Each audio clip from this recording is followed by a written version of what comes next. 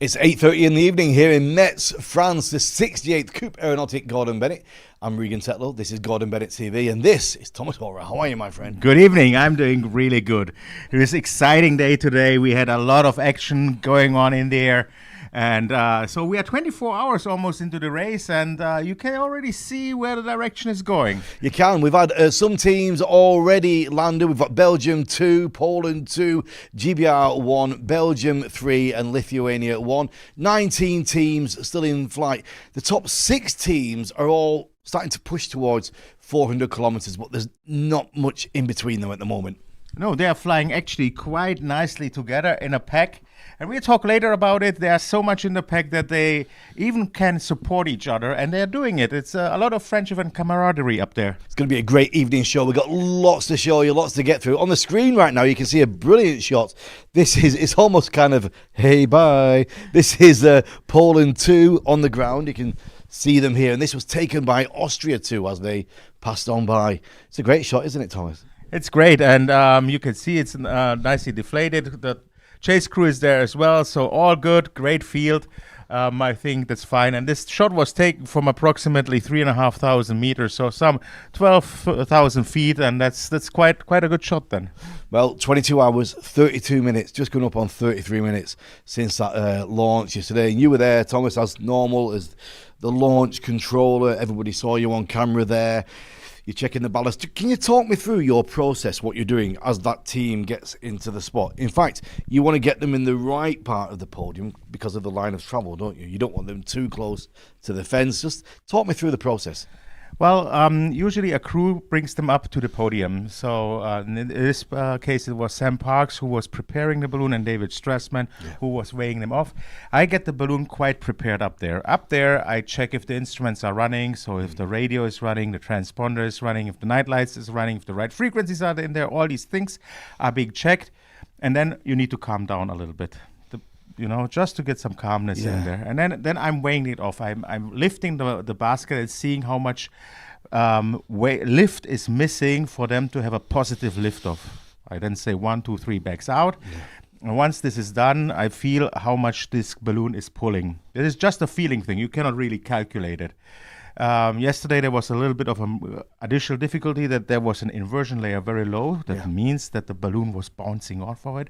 So, and then when this is done, I give the signal, the national anthem is played, and off it goes. Off they go into the night. Well, they flew through the night, and this morning and this afternoon as well. Let's have a look at the first bit of content coming down to us from France 2. Hi Regan, hello everyone. We are on Saturday night after 19 hours flight, and everything is perfect. The weather is absolutely beautiful, and we are lucky to overflight Germany in direction of München, and we will be ready to have our dinner within 1 hour and prepare the second night, relaxing, oxygen. Everything is fine to, I would say, fly another 2 more days minimum. Bye-bye, everyone. See you.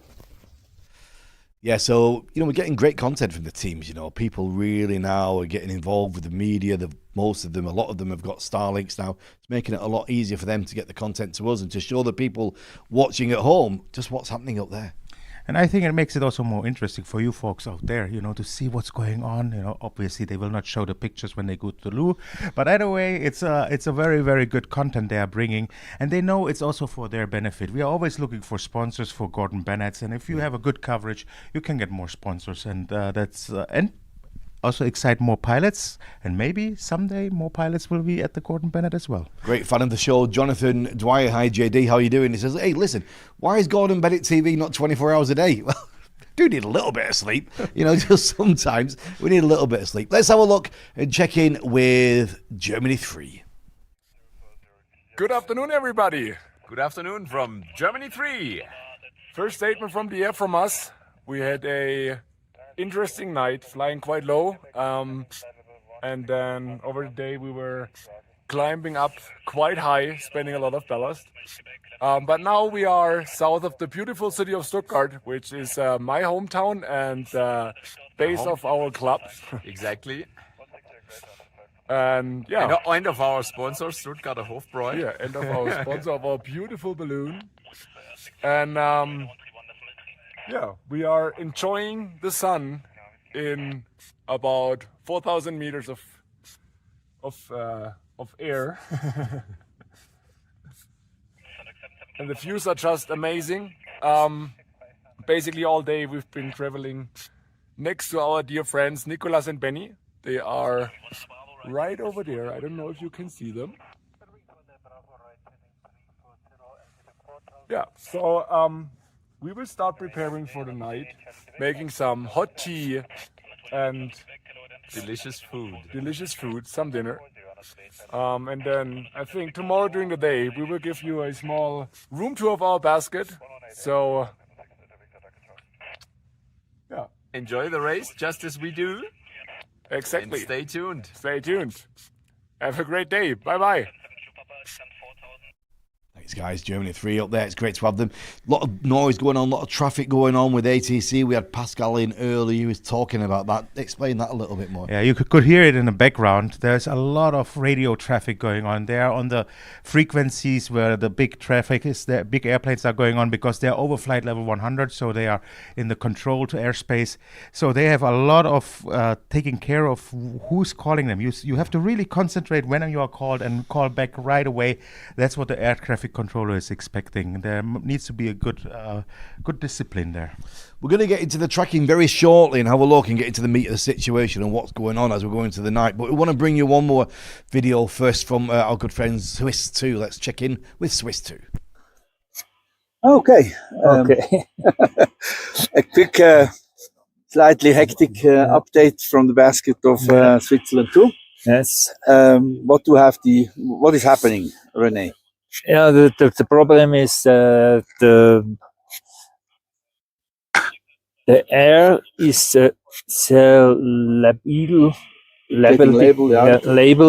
and so we have a lot of liability, which is humidity. You see it here.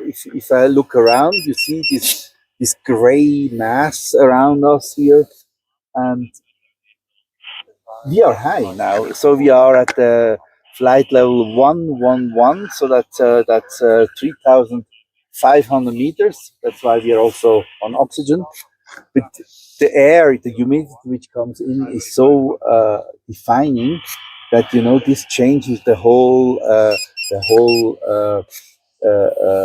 ballast equation of the balloon, and it's becoming a challenging situation. So I think for all the competitors, ballast is the topic of this race, and we are still good in ballast. So, but still we need to manage it.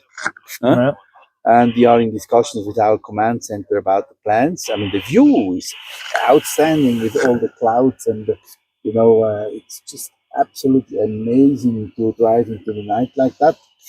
And but again, it is not an easy situation from a balloonist point of view, but nevertheless, you have a great evening, everybody, and enjoy yourself. Bye. Bye-bye. Yeah, the boys up there on oxygen. Quite a few alarms going off, Thomas. Yeah, you hear that pew, pew, pew, pew. This is if you don't breathe in through your nose, the system recognizes this and you don't get enough oxygen. Yeah. So it gives you an alarm. Please breathe with your nose. Yes. Have you been hypoxic before? I haven't, but my second pilot has been very hypoxic. That's quite dangerous, yes. I was on a skydiving event in Russia in the early 90s, and we were jumping out of the big 4-engine jet, and we were meant to have oxygen, and we had those pipes which come to the nose, but I think somebody might have been stood on it towards the bike, because I remember thinking things started to spin a little bit, and the next thing I know, I'm being shook and picked up because the door of the aircraft had opened and it was time to leave. We were at 18,000 feet and we'd been held for like 20 minutes, and I don't remember the skydive at all. And you can see me on the video, my face is ashen white. Don't recommend it. If you've got opportunity to have oxygen, it's really good for humans. No parachutists were harmed at this action, yeah? I'll tell you about it later. We've got some questions, Florian, I think. Yes, I have one question on YouTube asking, hey Regan, how much does it cost a team to enter the race? I'll throw that over to Mr. Thomas Hodder. So the entry fee for a race is not that much. It's somewhere between 500 and 1,000 euros, but you need gear. and you need stuff, you need equipment, you need your team behind you, and that's what it's costly. So a race, if you already have the gear and you don't have to buy it, a race will cost you anywhere from 10 to 20,000 euros, depending on how big your team is and stuff like that. That's about what you have to invest. Yeah, interesting. Next question, Florian. The next question is Munich ATC a concern this time? Well, let's get the tracking and the ATC up, Thomas, and we'll talk about that a little bit. Okay, so it's a very good question. Somebody is looking at it, where we are flying and what we are doing. Very well caught. So here you see the balloons, how they are tracking. You have a pack here. We should not forget them. They get into a different position. This is a different strategy. It's the more northern strategy.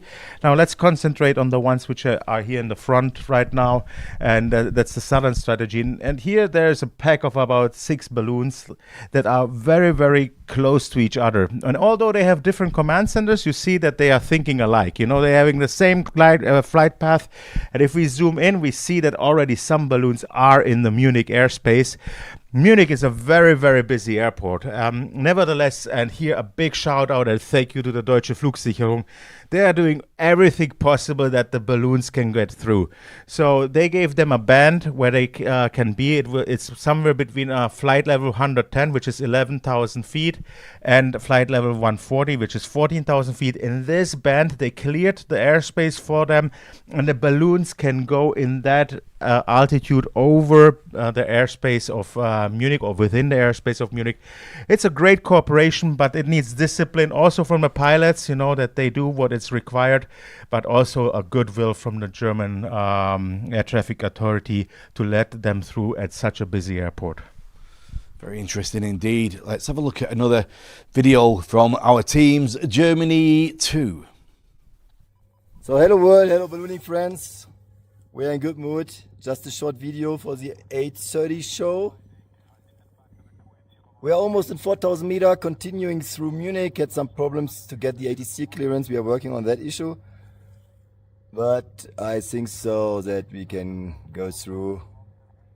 If we get no clearance, we have another way around, another solution. You will see in about 1 or 2 hours if it will work out.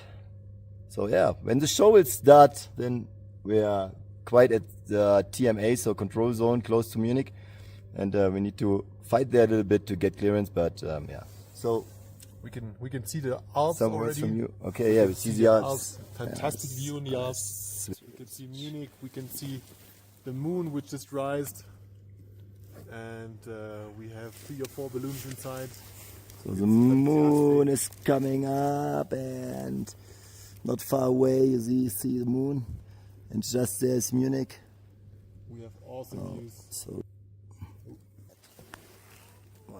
don't drop it. Yeah. Okay, I try it again. Nah, here. Wonderful view. That's the moon. Front is Munich, and it's getting cold again. We have 7 degrees at the moment. yeah, 7 degrees. So we are prepared now for a cold night, up in this altitude to continue our flight. Yep. And have a nice evening.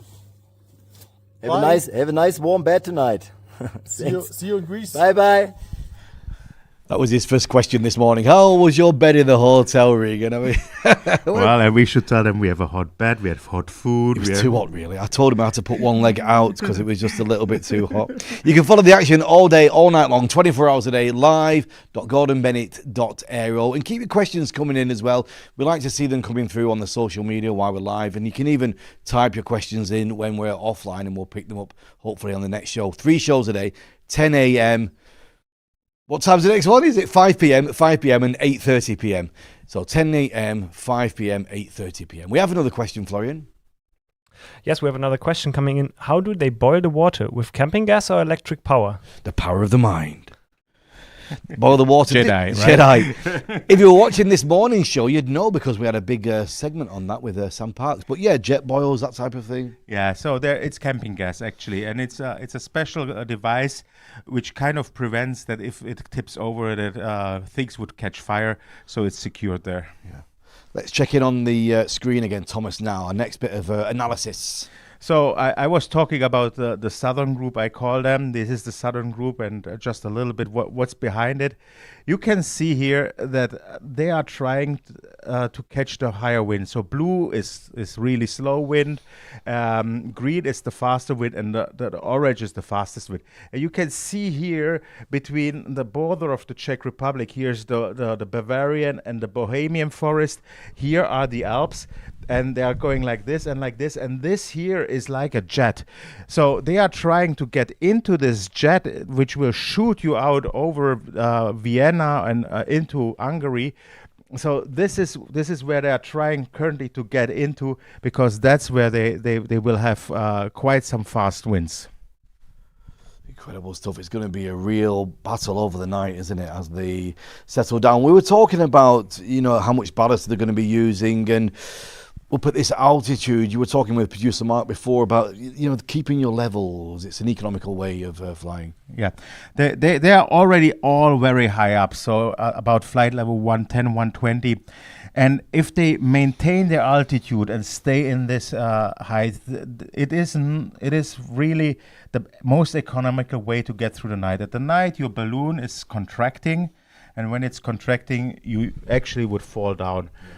But if you stay up there, and if I don't go into the physics behind it, but if you stay up there, it's the most economical to get through the night, because the lower you get, the warmer it gets, and then you will need more ballast to get up again. So it's I think a good way, but they will be pretty low on ballast right now already. So this race will be also decided who is the lightest in the whole equipment, and that encompasses the balloon, that encompasses the basket, all the stuff and gear you take with you. And if you look at me, I probably wouldn't be the winner in this race. Nevertheless, yeah, well, breathe. Not yet. Another few minutes. So it's about weight here. Here it's about weight, because whatever you don't take as, I call it, dead weight, you have as ballast that you can use during that flight. Let's check in with Great Britain. I should remember that one, shouldn't I? Great Britain 2. See what they're up to. Evening from Great Britain 2 gas balloon with Debbie and me in our very dashing costumes to keep warm at night. We're going over Augsburg, the historic gas balloon city. A gorgeous view of the Alps that await us, I think, and we have a full moon, I believe is a blood moon tonight, and we still have the sun as the sun is setting. Beautiful evening. We are just flying with some calling and airspace requests to keep within a certain corridor. So that is our job for this evening, and if we're lucky we might fit some sleep in. Say goodbye. Goodbye, and see you tomorrow. We know all the pilots and all the teams do watch the show as well, and want to special thank you for bringing us all this content. We love it. Keep bringing it in. Thomas, we got some more details on the screen for you. Yeah, so I was talking about shooting, or about having the winds, and here you see what I was talking. Okay, Vienna is too far north, but here you see they will go with the wind, and they will go over the lower Austrian Alps, which are around Lietzen and Murau. They will pass over them. And then it depends what strategy they are taking. The more higher one will bring you down to Serbia, maybe even to Greece. The lower one will probably get you more into Hungary. So it is the question, will they continue flying in this altitude? Will they maybe go even higher? So there will be a lot of strategic playing now in the next, let's say, 12 hours.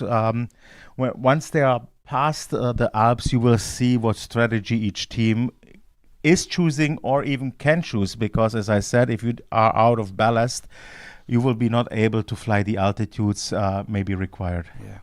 We do want to find out who is the biggest Gordon Bennett fan back home. How long are you watching? Are you watching 24 hours a day? You can always take a selfie and post it onto our social media. We want to see who you are and where you are. It's been a fantastic day of action here as we go into the second night. We have got some nice photographs to show you, actually. First one here from USA 1 and Noah forward in there with the sunset happening. Beautiful. Yeah, you see here the Rhine River with the old Rhine.